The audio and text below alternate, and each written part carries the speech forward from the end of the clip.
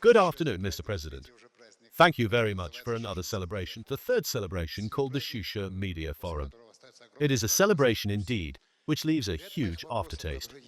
A number of questions that I had prepared have already been asked, so I will ask others.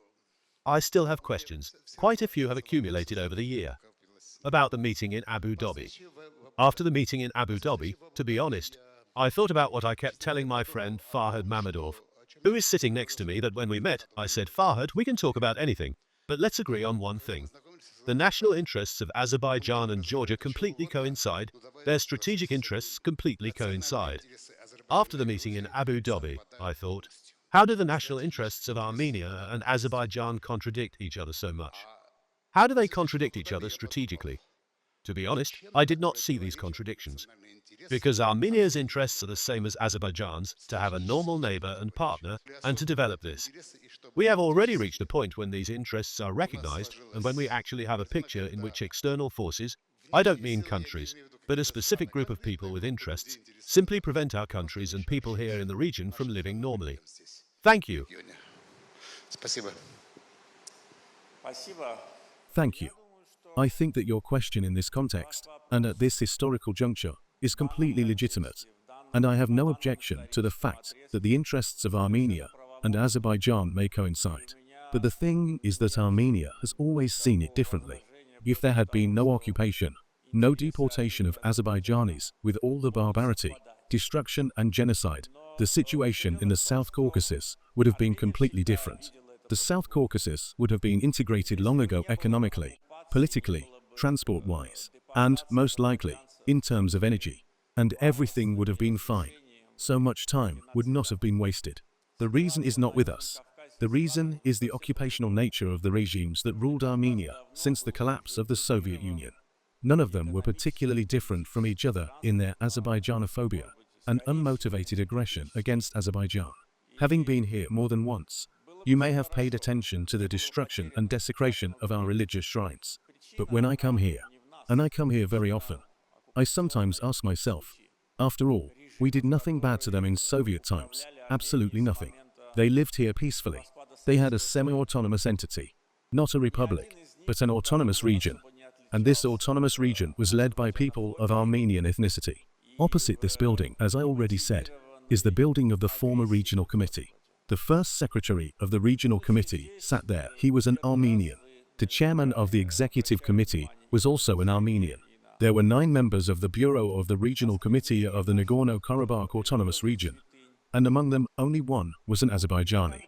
And he was the first secretary of the district committee of the city of Shusha, and he simply had to be there by virtue of his position. And if not, then he would not have been included there either. What oppression were we talking about? There was no oppression. On the contrary, they enjoyed all the benefits that the Azerbaijan Republic, then Soviet, provided.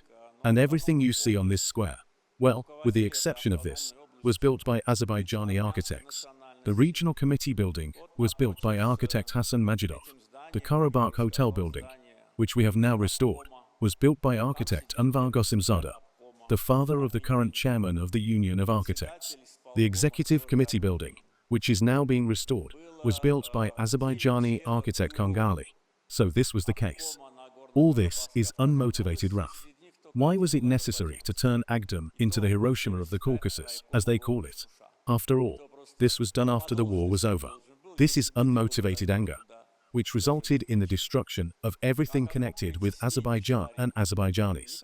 Well, if we talk about Abu Dhabi and the comments we heard from Yerevan, yes, it was a good comment, and I am aware of what Prime Minister Pashinyan said about the fact that Karabakh should have been recognized as part of Azerbaijan earlier. It should have been. I told them about it. In 2018 and in 2019, I said it to them. I warned that it would get worse. Well, what did we get instead? When you leave here, if you go a little to the left and look to the left, you will see a football stadium. It is currently under reconstruction. The stadium was built in the 1950s, and do you know who it was named after? No idea. The Stalin Stadium. So, at this stadium, Prime Minister Pashinyan, who is now saying that Karabakh should have been recognized as part of Azerbaijan earlier, said at a large rally in the summer of 2019 that Karabakh is Armenia, period. so he signed up for a hard life for himself, so to speak. I am not even talking about what was happening in the Shusha meadows or the attempt to move the parliament, as I mentioned earlier, to the city of Shusha by the decision of Mr. Pashinyan, and they began to build it here. When I came here, I even remember going there and addressing the people right from there. I made an address standing in front of that building. We knocked it down. Do you know what is now in place of this building? The second question. Do you know it, the Shusha Hotel, where you are staying? So this is the story. Now that we have regained what belongs to us, and everyone has come to terms with that, I do not see any serious contradictions now. But within the framework of a long discussion with my Armenian colleague, one of the topics that we discussed was a very low level of trust between the parties, which is completely understandable. As for us, our position has never changed. Just as I said in 2003 that Karabakh is our land, I continue to say this over the past 22 years. But the Armenian position has changed. Where is the guarantee that it will not change again? Is there such a guarantee? Taking into account the etymology and the evolution of consciousness, I do not have such a guarantee. Therefore, the guarantee must be international legal norms and documents that will, as I said in Abu Dhabi, firmly and resolutely close the lid of the coffin of separatism. And for this, the dissolution of the OSCE Minsk group is necessary. The logic is simple.